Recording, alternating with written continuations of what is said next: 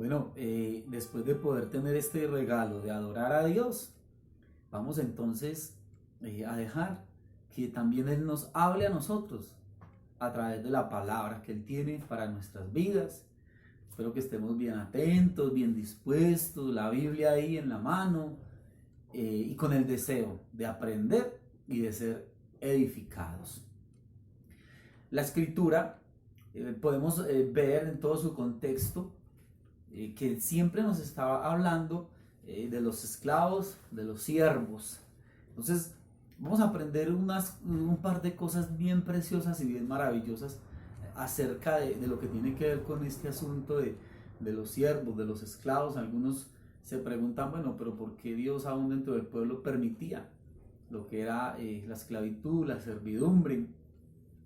Y vamos a encontrar aquí cosas y aspectos muy bonitos de Dios y vamos a aprender entonces algo bien especial que Dios quiere enseñarnos en esta mañana. Yo creo que lo primero que necesitamos aprender y entender es, bueno, ¿de dónde este asunto de los esclavos? ¿Cómo se hacían esclavas las personas? ¿O cómo un esclavo podía llegar a ser libre? Y entendiendo esto, vamos a ir entonces hallándole un poco más de sentido a toda esta enseñanza y este mensaje que Dios nos quiere dejar en esta mañana. Entonces, lo primero, había maneras de adquirir esclavos. ¿Cuáles eran esas maneras de adquirir esclavos? En algunas ocasiones, cuando había enfrentamiento entre naciones y una nación salía vencedora, pues la nación que quedaba derrotada, esas personas muchas veces eran llevadas como esclavos, prisioneros de guerra, eran puestos entonces en servidumbre, en esclavitud. Otra manera, había compra y venta también de esclavos. Yo creo que un ejemplo, digamos uno de los más claros que podemos recordar es cuando los hermanos de José venden a José a unos mercaderes que a su vez lo vendieron también a Egipto y fue puesto allí entonces a servicio de Faraón. También cuando una persona siendo esclava tenía hijos, esos hijos que le nacían entonces nacían también en esclavitud. O también otra de las razones era cuando alguien que era sorprendido robando, ese ladrón era incapaz entonces de pagar la deuda. El hecho de no poder pagar la deuda lo hacía entonces también quedar en esclavitud, quedar entonces en esa condición. Cuando una persona adquiría una deuda y le quedaba totalmente imposible, totalmente insolvente, esa persona o aún sus hijos podían también quedar entonces en esclavitud. Pero hay algo muy maravilloso y es que el estatus legal de un esclavo hebreo era completamente diferente al de un esclavo extranjero. Y aquí vamos a ver lo bonito y lo perfecto de las cosas que Dios hace. Primero, es muy bonito y especial ver que siempre Dios se dirigía en la palabra a estas personas como siervos, ¿sí? Entonces, ¿cuál era ese estatus? Era libre, el esclavo hebreo era libre si lo deseaba, después de 6 años de estar en servidumbre. Lo otro era que por la ley de Dios no se le permitía a los amos maltratar a los siervos y no se le permitía, una vez que quedaban libres después de 6 años, no se le permitía dejarlos ir sin nada, bajo la ley, vuelvo y te repito, la ley de Dios.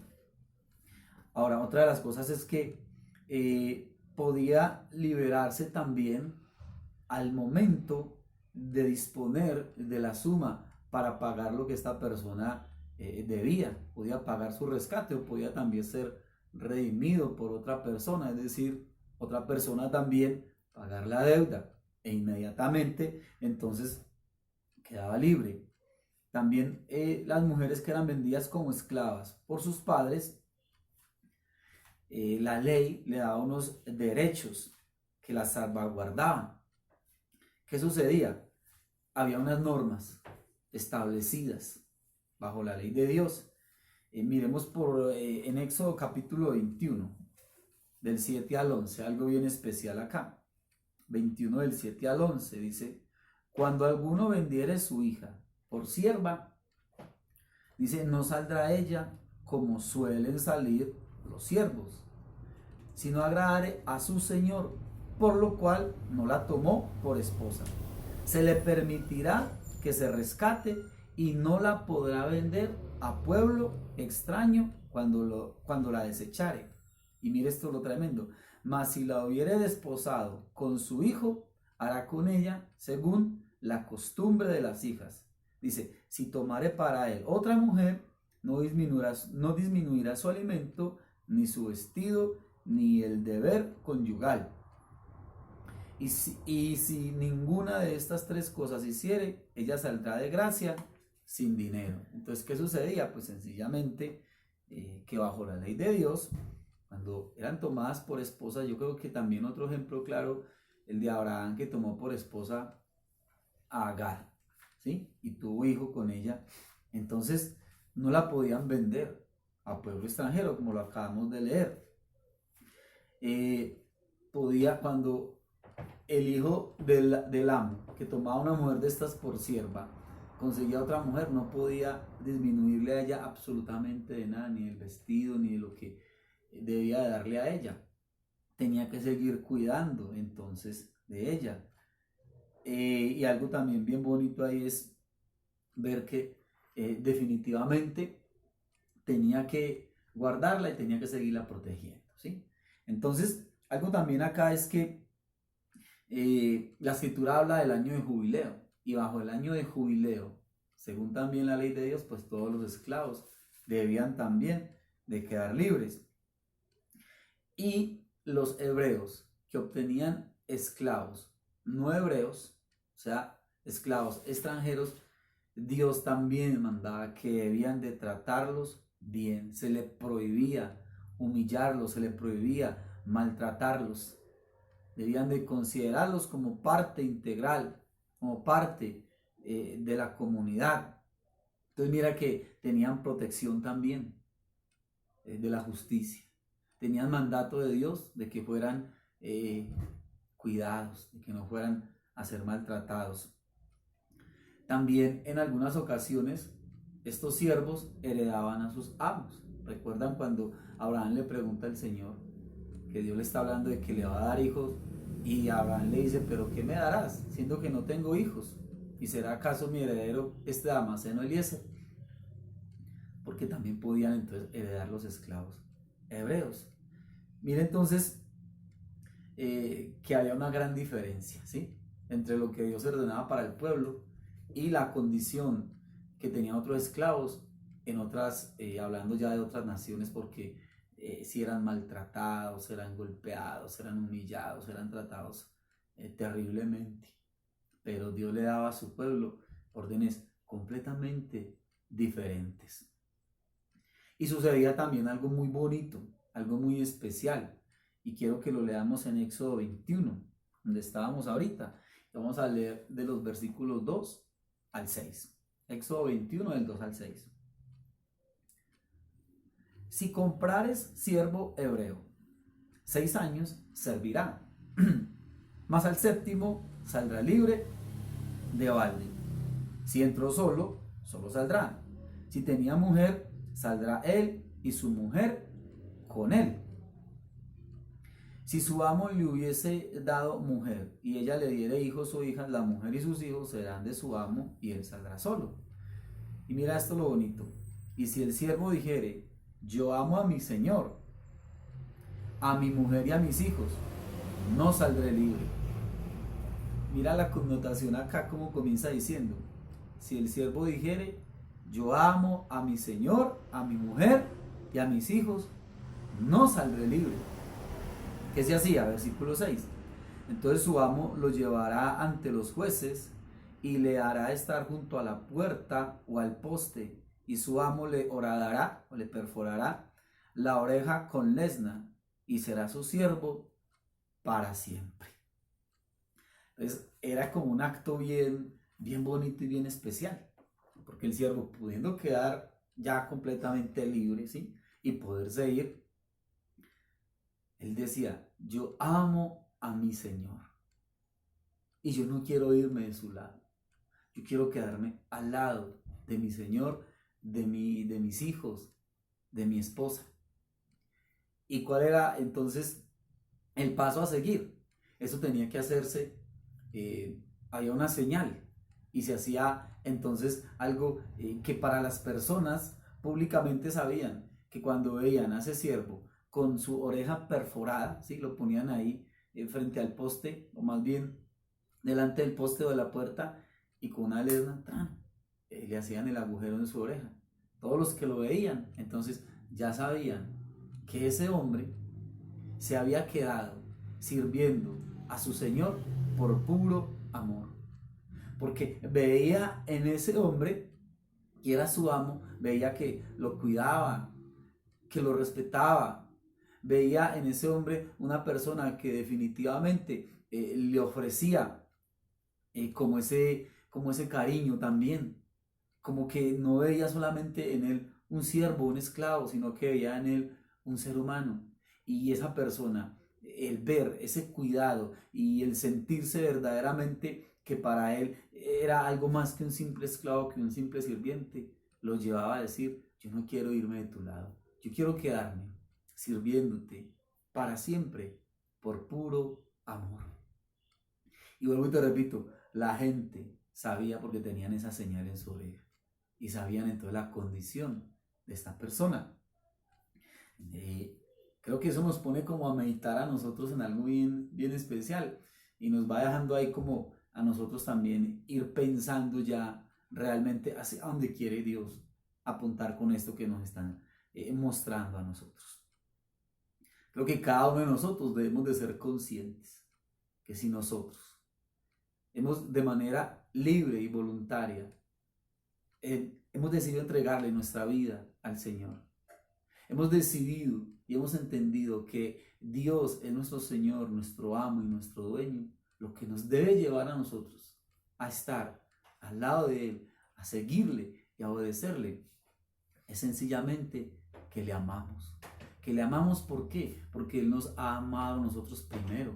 Le amamos porque hemos visto que definitivamente nada ni nadie como Él, que nos cuide, que nos ame, que nos comprenda, que nos dé su gracia, que nos dé su afecto, que nos dé de su bendición, que nos dé de todas esas cosas maravillosas y preciosas que solamente Dios sabe colocar en cada uno de nosotros. Creo que nadie está forzado, está obligado a buscar a Dios. Nadie está puesto en el lugar en que estamos tú y yo, forzados absolutamente por nadie. Es solamente el haber entendido, el haber comprendido, el haber visto y el haber podido disfrutar el amor de Dios lo que nos ha llevado, nos tiene que llevar a cada uno de nosotros a decir, yo quiero seguirle a Él. Yo no quiero irme de su lado. Yo quiero estar siempre a su lado. Yo quiero definitivamente entregar mi vida y entregar todo lo que es mío, porque he visto que en ninguna otras manos podré estar mejor que en las manos de mi amo y mi Señor. La Escritura dice, gustad y ved cuán bueno es el Señor. Quiero que leamos otro pasaje en la Escritura. Está en Lucas y vamos al capítulo 17. Hay algo allí bien especial y vamos a leer versículos 7 al 10.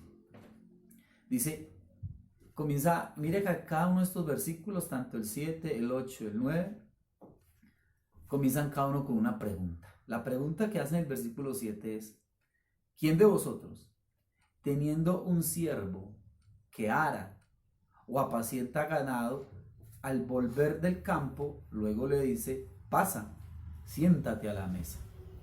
Tremenda pregunta, ¿no? ¿Quién le va a decir al siervo que viene de trabajar, que amo le va a decir, siéntate que te voy a atender, siéntate que te voy a servir el alimento? Dice el versículo 8, ¿no le dice más bien, prepárame la cena, cíñete y sírveme hasta que haya comido y bebido, y después de esto come y bebe tú. O sea, es como lo normal, ¿sí? Que el siervo llega y va a servir y va a atender entonces a su amo, a su señor. No sería lo normal que sea el señor el que va a ir a atender entonces al siervo y le va entonces a servir el alimento, la comida. Entonces sigue aquí en el versículo 10, en el 9, perdón. ¿Acaso da gracias al siervo porque hizo lo que había mandado? Pienso que no, porque hizo lo que se le había mandado. Es más bien ahí la frase. ¿Acaso da gracias al siervo porque hizo lo que se le había mandado? Pienso que no. Pues porque es lo que el siervo debe de hacer. Sencillamente está cumpliendo con su deber. Y mira las tres preguntas. Entonces, ¿quién va a servir a un siervo? Pues no. No le dice más bien sírveme. Y lo tercero es, no le va a dar las gracias. Porque sí está haciendo lo que debe de hacer. Y en el versículo 10 entonces dice, así también vosotros, mira cómo nos dice a cada uno, a ti y a mí, así también vosotros cuando hayáis hecho todo lo que se os ha sido ordenado, decid, siervos inútiles somos, pues lo que debíamos hacer, hicimos. Entonces, viene aquí algo bien tremendo, porque entonces ya viene y nos dice a nosotros y nos confronta. Así también vosotros cuando hayáis hecho todo lo que se os ha dicho, decid, siervos inútiles somos. Y uno dice, pero ¿por qué como tan dura la palabra? Porque a veces como una realidad tan cruda. Y llevémoslo como un poquitico al plano de lo natural. Y luego lo llamamos al plano de lo espiritual. Entonces, ejemplo, en casa. En casa te dicen a ti, lava tu plato. ¿Sí? Uno le dice a los muchachos, a los hijos, lava el plato. Terminan de desayunar o de almorzar y el muchacho se para, ¿sí? Y lava su plato y lava su pocillo y hace lo que se le dijo. Llevándolo aquí al contexto, entonces podría decírsele siervo inútil. ¿Por qué? Pues porque hizo apenas lo que se le dijo. ¿Sí? Lavó su plato y lavó su pocillo. Pero, y las ollas, y el sartén, y lo que quedó sucio, y lo que hizo falta. No, pues él hizo lo que se le dijo que hiciera. Se le dice, mira, termina y vas y arreglas tu habitación. Y él terminó algo que estaba haciendo, va y organiza su habitación. Vas y miras y la dejó organizada. ¿Qué dice la escritura? Cuando hayáis hecho lo que se te dijo, decir, siervos inútiles somos. ¿Pero por qué? Pues sí, arregló su casa, su habitación, pero ¿y cómo está la sala? ¿Y cómo están los pasillos? ¿Y cómo está el resto de la casa? No, pues es que yo hice lo que se me dijo. Entonces, ahora, traigámoslo un poco también a lo espiritual entonces. Dios nos dice, bueno, de pronto, en este momento, en las situaciones que estamos buscando, congregándonos de esta manera, bueno, ya, entonces tenemos la reunión nuestra los miércoles y hoy domingo. Y tú estás juicioso ahí y lo haces cumplidamente. ¿Qué dice Dios? Siervo inútil. Te estás quedando apenas con lo que se te está enseñando.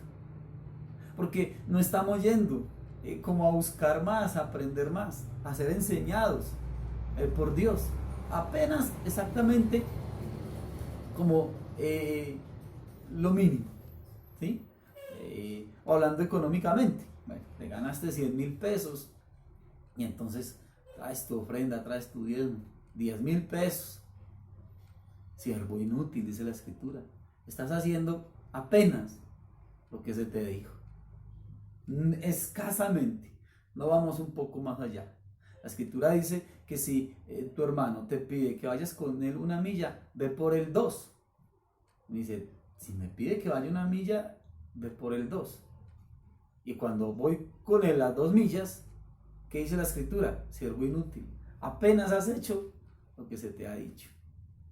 Y mira que aquí la escritura está diciendo algo bien tremendo. En el versículo 9. ¿Acaso da gracias al siervo porque hizo lo que se le había mandado? Pienso que no.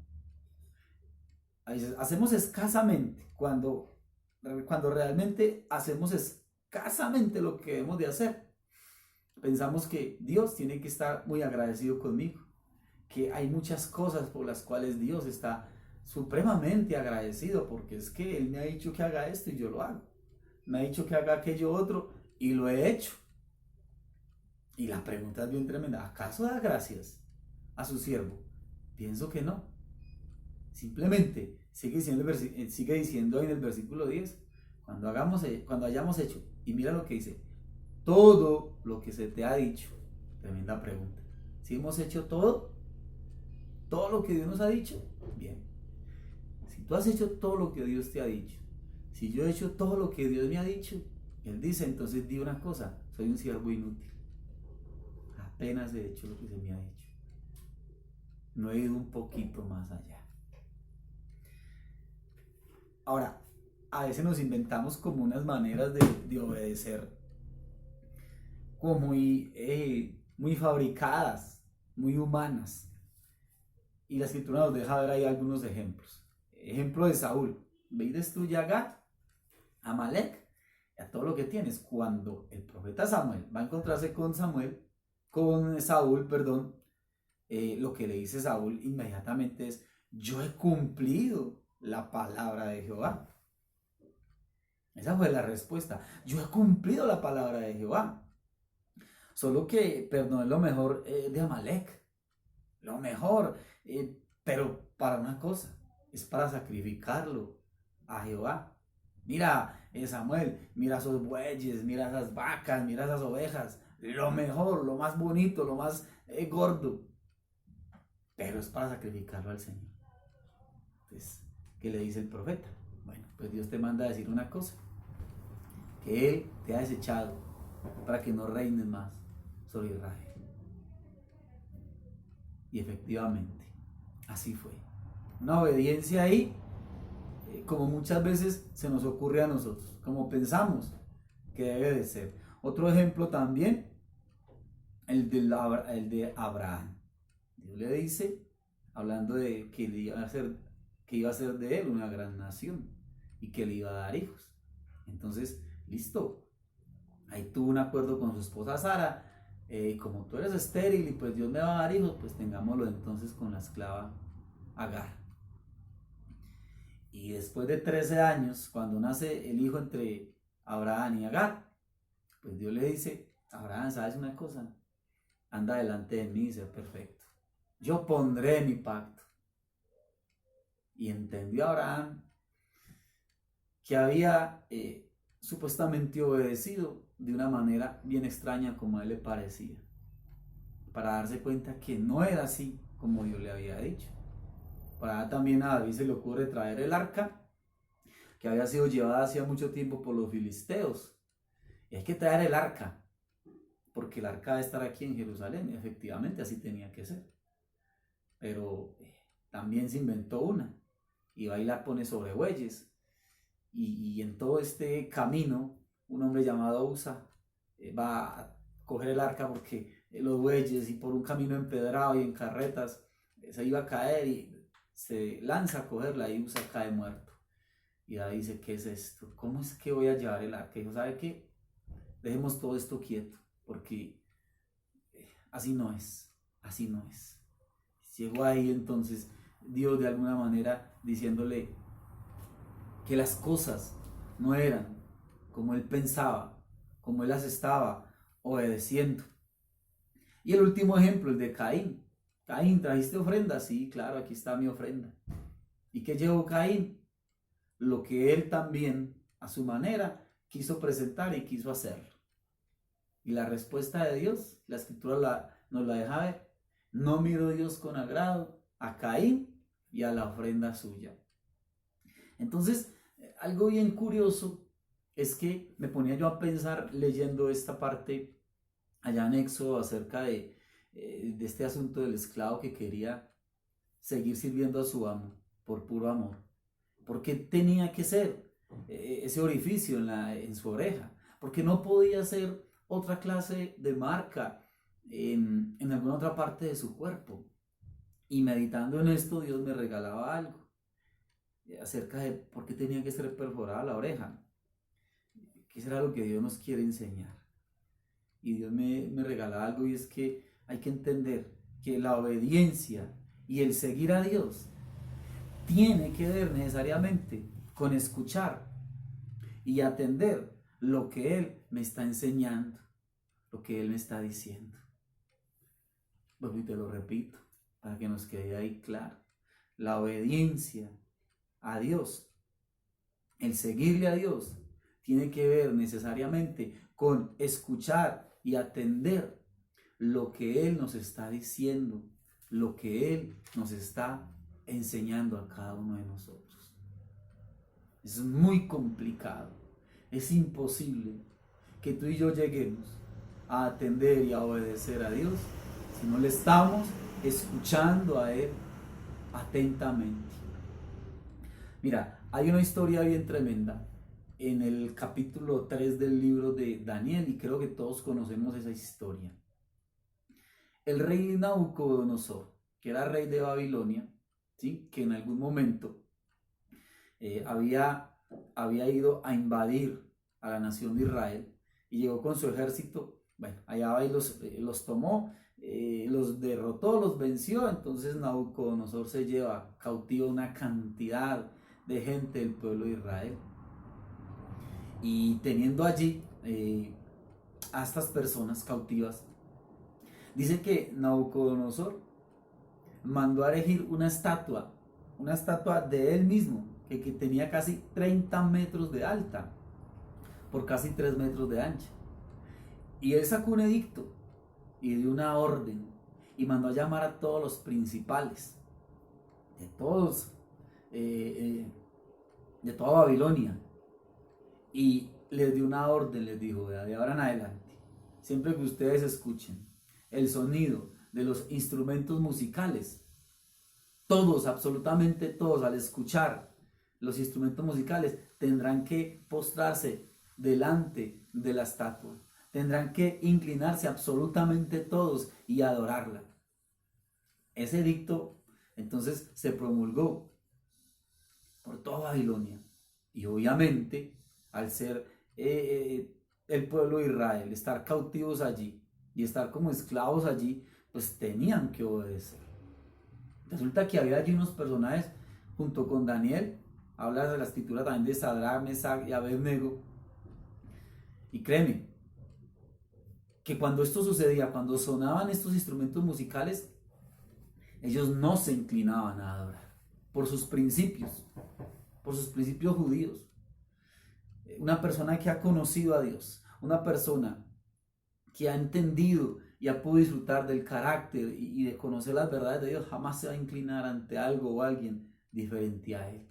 Entonces le llega la queja al rey Nabucodonosor y le dicen: rey, mira, hay unos personajes judíos que no quieren obedecer la orden tuya, que cuando suenan los instrumentos musicales que tú dijiste, no se postran a adorar tu imagen, ni se postran a adorar tus dioses. Y dice que Nabucodonosor, estoy resumiendo toda esa historia, si quiere la lees ahí en el capítulo 3 de Daniel, la vas leyendo después, digamos, más detenidamente. Cuando el rey Nabucodonosor se da cuenta de esto, se enfureció. Claro, pues era un edicto, era un mandato del rey, y todo lo que el rey decía tenía que hacerse. Y los mandó a llamar. Mira lo que ocurre, te lo voy a leer aquí ya esa última parte ahí de Daniel. Daniel en el capítulo 3, y te vas a dar cuenta de algo bien tremendo. Dice, él los manda a llamar, y dice en el versículo 15, en el versículo 14, leamos del 14. Habló Nabucodonosor y les dijo: es verdad, Sadrach, Mesach y Abednego, que vosotros no honráis a mi Dios, ni adoráis la estatua de oro que he levantado.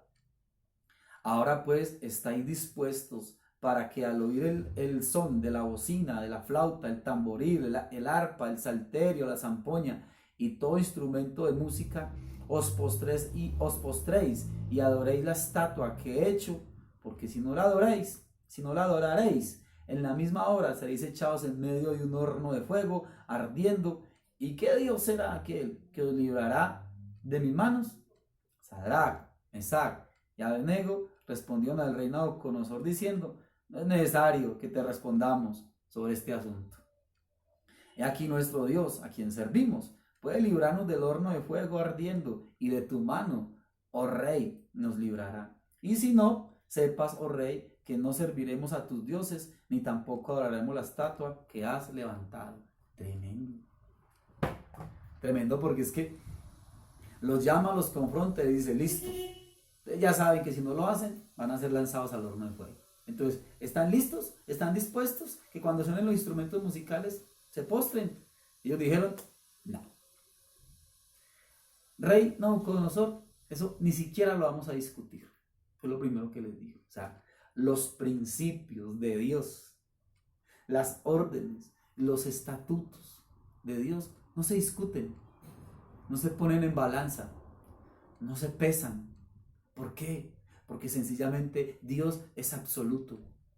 Lo que Dios dice es así y punto. No hay sombra de variación.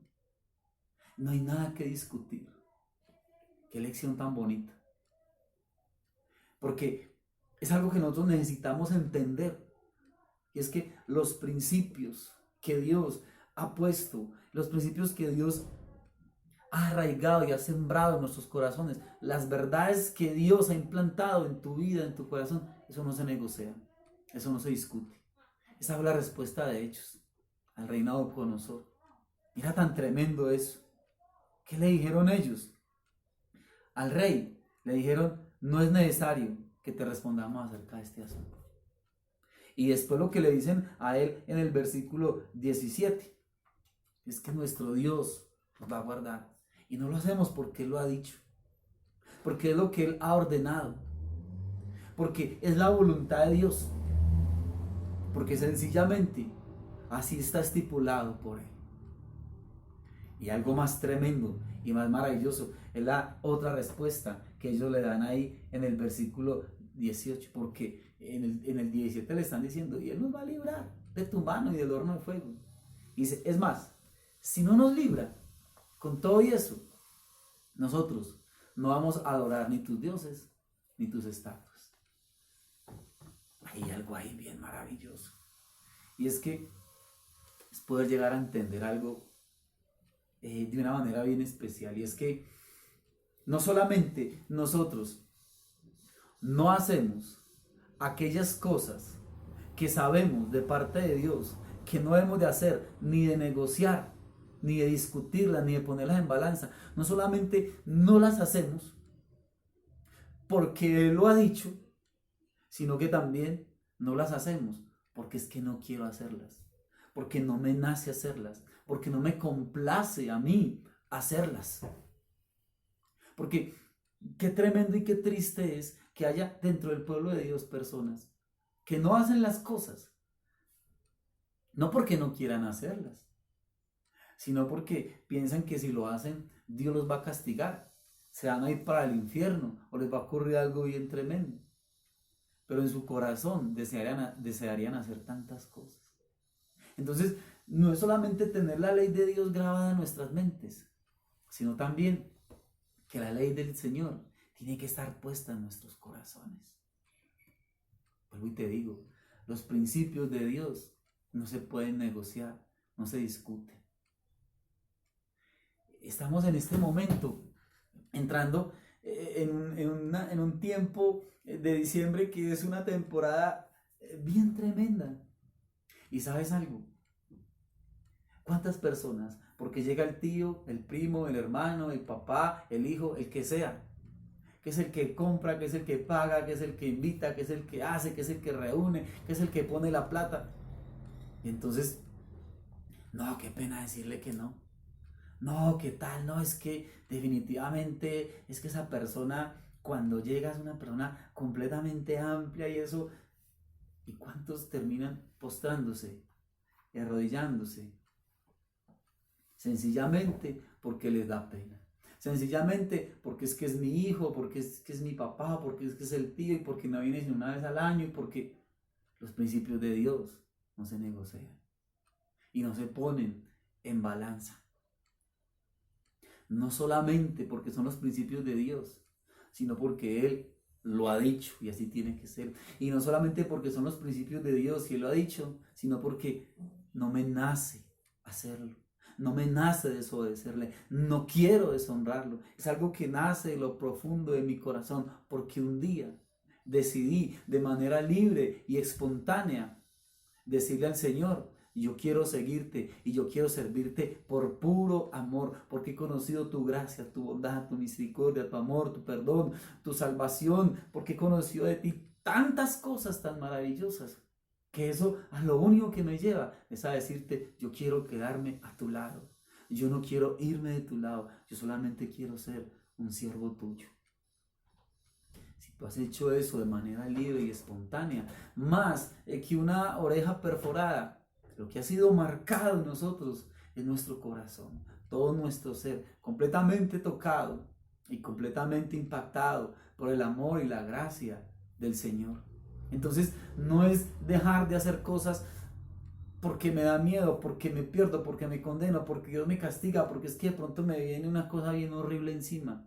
No es por eso, es porque tiene que nacer del corazón. Mira lo que le ocurrió a estos tres hombres, a Adramelech, Mesach y Abednego. Qué respuestas tan tremendas. ¿Por qué? Porque aunque ellos habían sido llevados a Babilonia, estaban en Babilonia, Babilonia no estaba en ellos. Aunque estaban bajo las órdenes, los estatutos, los mandatos y los decretos de Nabucodonosor, ellos sabían que por encima de Nabucodonosor estaba Dios y estaban dispuestos a lo que sea. Dios nos puede librar, y si no nos libra, igual no te vamos a servir, no nos vamos a postrar ni vamos a servir a tus dioses. Y era por puro amor a Dios, no había otra respuesta ahí. Mira, yo quiero como dar una exhortación, un consejo a los jóvenes. Muchachos, yo sé que ustedes están siendo minados constantemente por una cantidad de sensualismo, de sexualidad, una cantidad de cosas que llaman cada día a la fornicación, a la pornografía, a una cantidad de cosas. Y no solamente en el aspecto sexual, sino también en una cantidad de áreas que este mundo solamente está llamando como a seguir un estándar.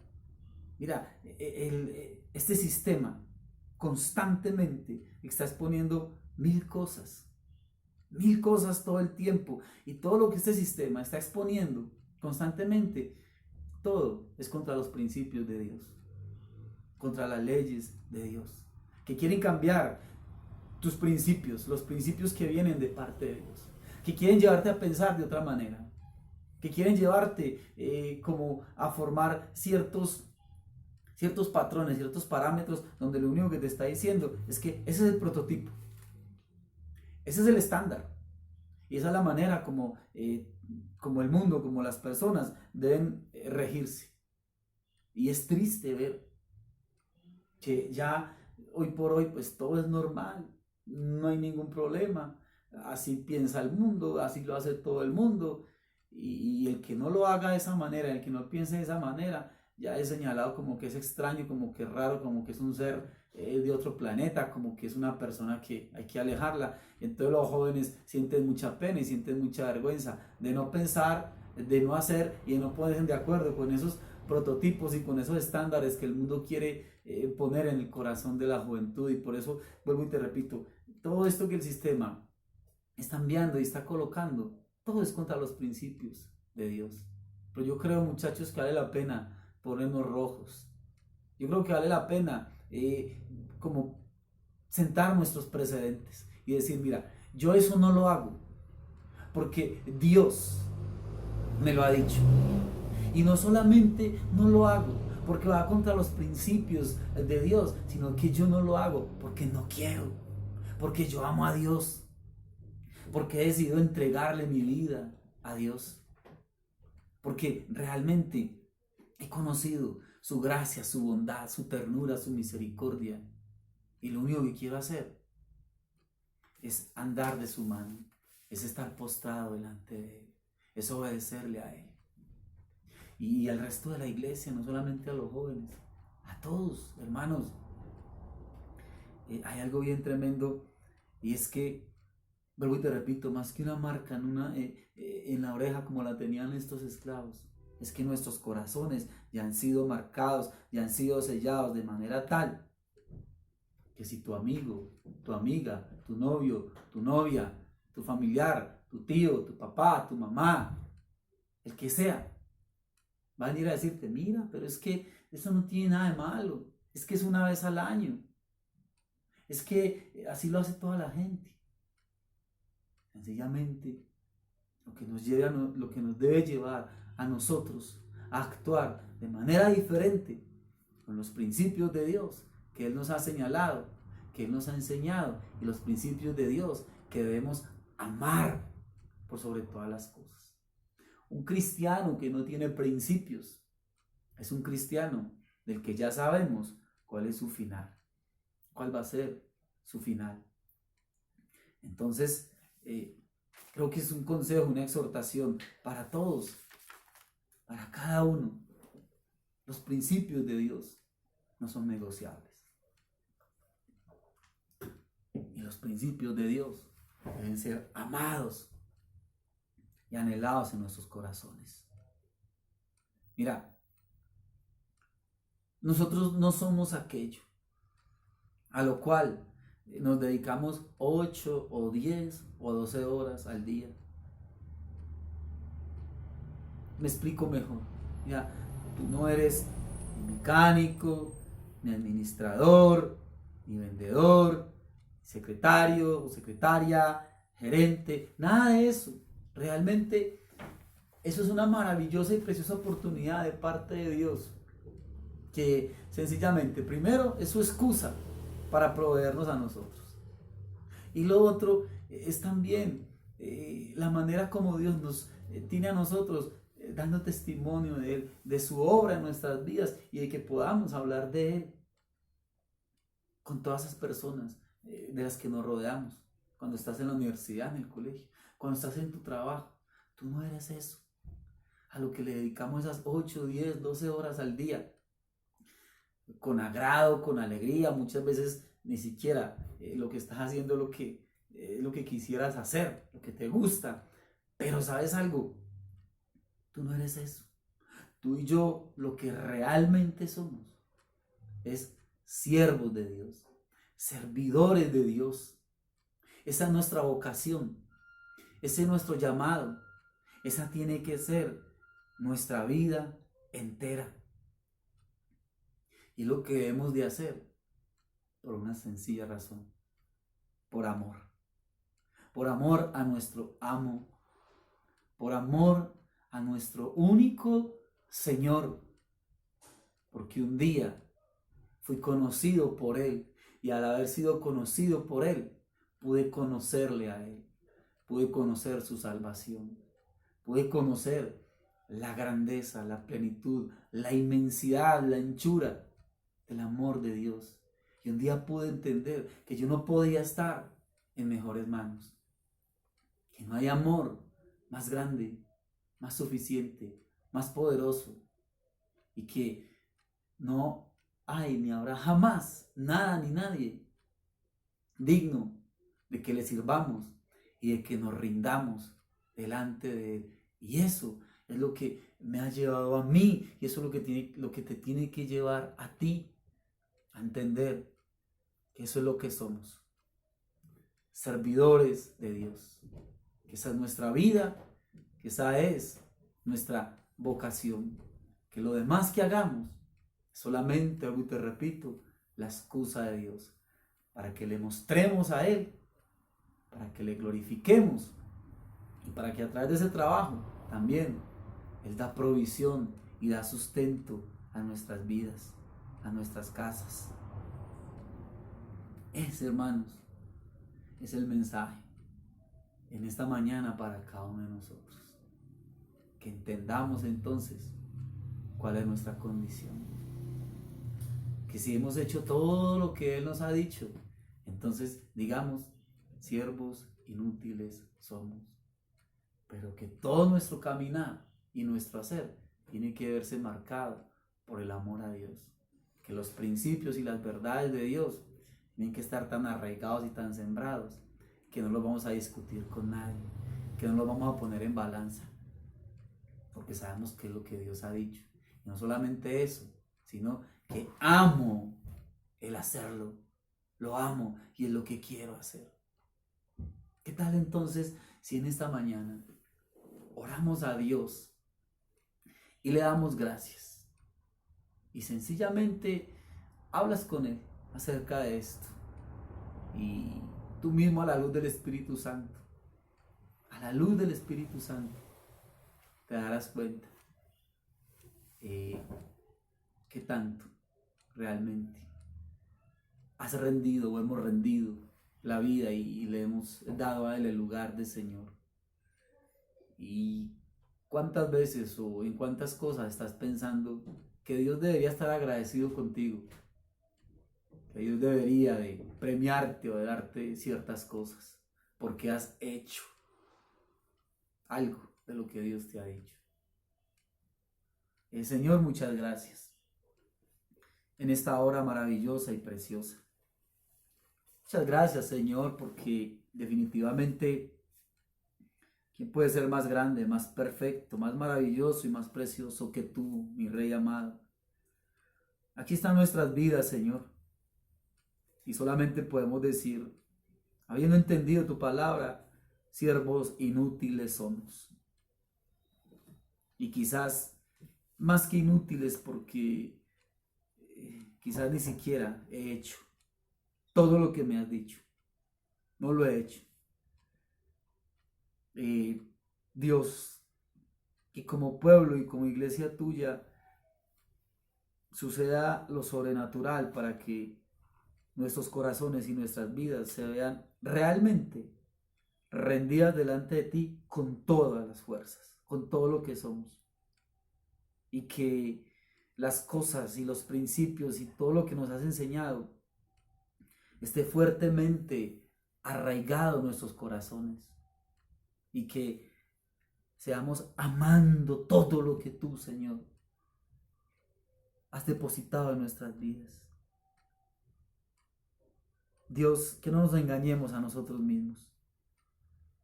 Y que entendamos, Señor, que definitivamente lo que nos debe mover, lo único que nos debe mover es el amor hacia ti, es el haberte conocido y saber que no hay nadie ni nada mejor que tú. Y que lo mejor es rendirnos y rendir toda nuestra vida y estar a tu lado por puro amor. Muchas gracias, Padre. En Cristo Jesús, Señor nuestro. Amén. Bien, hermanos, un abrazo muy, muy fuerte para todos. Que Dios siga enseñando, que Dios siga levantando, que Dios siga fortaleciendo, edificando sus vidas y sus hogares. Y que la palabra de Dios quede implantada fuertemente en nuestros corazones. Amén. Dios les bendiga.